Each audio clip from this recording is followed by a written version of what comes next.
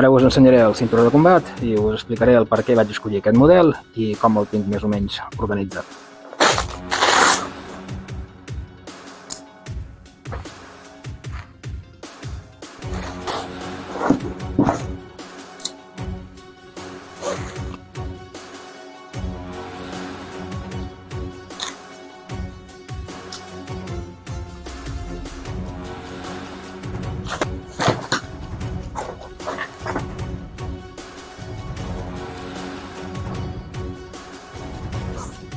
Els cinturons de combat estan dissenyats de manera modular perquè se'ls pugui afegir les butxaques que necessitis. Aquesta característica molla fa que a un cinturó puguis carregar gran quantitat de coses. Per què es prefereix carregar en el cinturó i no a l'armilla? A l'armilla el pes se l'emporta l'esquena i les espatlles. En el cinturó se l'emporta la cadera i de la cadera a les cames. Les cames són els músculs més grans i més potents que tenim. El cinturó consta de les trinxes per agafar-te a les espatlles. És important que segons la càrrega que portis, les trinxes han de ser amples per repartir el poc pes que puguin carregar i a més, fines, molt fines i acolxades alhora perquè no ocupin volum quan portis l'armilla. La siduixca és per seure al terra. Aquesta superfície és gruixuda, molt més que un cinturó esportiu o policial. El cinturó esportiu i policial és còmode, no fa tanta calor i és recreatiu. El cinturó de combat és de combat. Què vols amb aquest cinturó de combat? Vols una superfície ampla, confortable, on puguis posar balística. Això d'aquí és balística de mida BR2.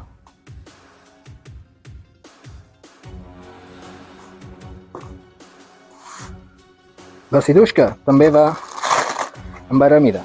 Si et disparen de darrere, això protegeix el cul i la part alta de les cames.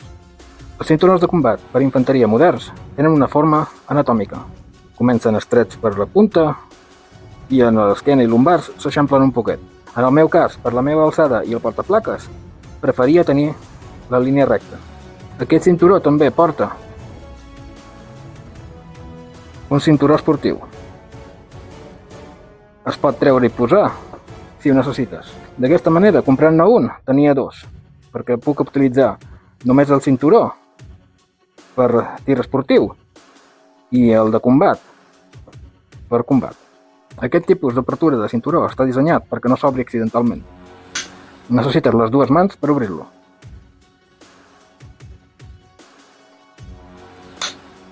També la qualitat del plàstic ha de ser resistent a baixa temperatura.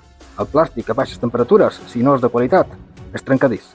La qualitat del plàstic te l'ofereix el fabricant. En aquest cas,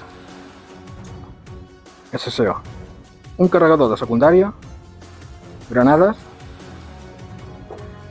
accés ràpid, munició de primària, accés ràpid, munició primària, però cobert de les inclemències, no s'embruta, ni es mulla, ni res d'això. Aquest podria estar brut, però és més ràpid d'agafar, i aquest estaria segur net, però és un pèl més lent d'agafar.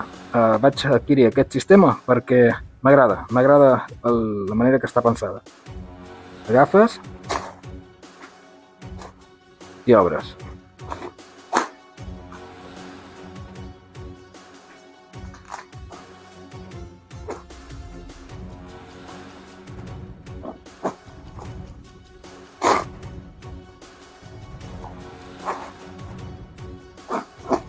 Normalment a combat, si dispares i necessites recarregar, agafaràs del pit i aquest. Després, ja quan et reagrupis, col·locaràs aquest. Si el cas és necessari de requerir més munició, s'agafaria aquest de manera ràpida. Aquí porto la bossa de descàrrega. Una bossa de descàrrega suficientment gran per als requeriments que necessiti.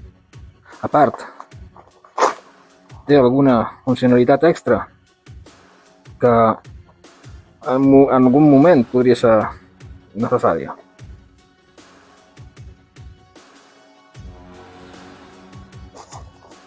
Sempre es porta fermaciola, sempre. Aquesta fermaciola porta tot el nivell 2. Tot el necessari pel nivell 2 i un poquet de cosetes petites de tipus nivell 3. No saps mai el que passarà quan estiguis per allà tirat. El cinturó té l'opció de posar una funda de pistola normal, de manera que sigui còmode. El que passa que per la meva comoditat necessito que aquí no hi hagi res. També m'agrada que estigui més baix. Aquest disseny està pensat per cinturó. Amb el cinturó no quedava com m'agradava. Per tant, vaig fer aquest invent que funciona de meravella. Aquí és una de les claus de tenir el molle cosit. El molle no cosit, fent invents, es trenca ràpidament. Aquest cinturó de combat porta el cinturó per fora. Està dissenyat per carregar molt de pes. Els cinturons normals d'infanteria porten el cinturó per dintre. Acolxat, però per dintre. Jo vaig escollir aquest per l'opció de treure el cinturó i utilitzar-lo com a cinturó esportiu. A més, el disseny anatòmic en els lumbars era massa alt per la meva comoditat portant l'armilla. Per aquesta raó no el vaig escollir anatòmic. El vaig escollir recte.